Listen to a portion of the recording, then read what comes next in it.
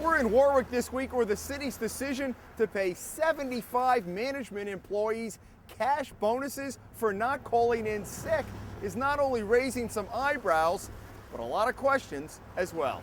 Warwick, like many communities, is struggling to make up for millions of dollars in lost state aid.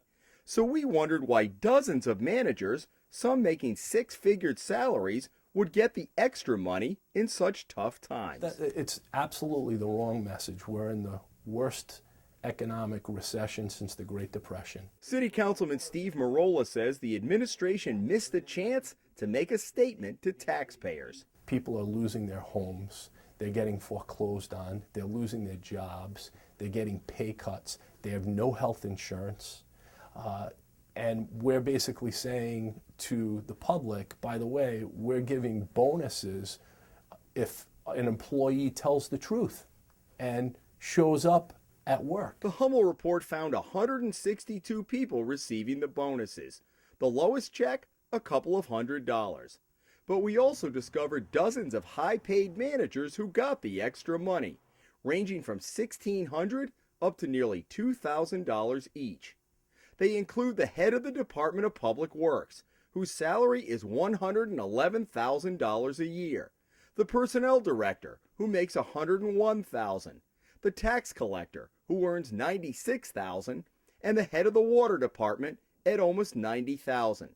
The total amount taxpayers gave to the managers, nearly $60,000, all of it unbudgeted. The sick leave bonuses have been in existence since the early 1980s. Mayor Scott Avedisian told us the bonuses traditionally help make up for salary concessions by the unions when budgets were tight, and help the city cut down on overtime in both the police and fire departments because it was an incentive for employees not to call in sick.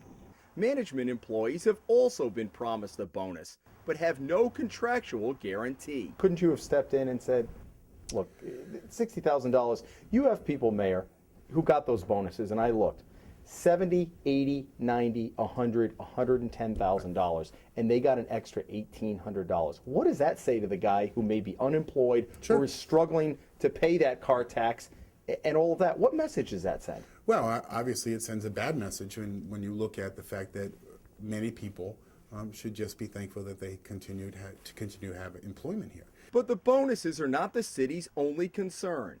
Almost a year ago, Avedisian announced that he had renegotiated contracts with the three unions that won him short-term salary concessions to help balance the budget, but now lock the city in on health care co-pays and continued sick pay bonuses. Last year alone, the fire department paid out more than $500,000 for unused sick time, double the budgeted amount, including more than a dozen firefighters who retired, some taking a check of more than $20,000 each as they went out the door.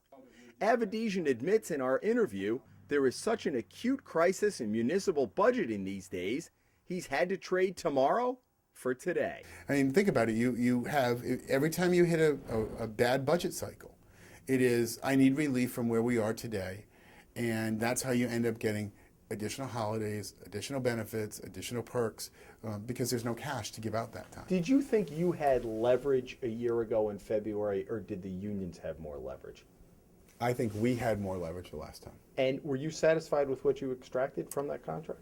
We wanted more, but it got us to where we needed to be to balance our budget for last year. Mayor Avedisian tells us the next negotiations may be sooner rather than later. He plans to call all three city unions together later this month to see if he can get some more concessions to help balance this year's budget.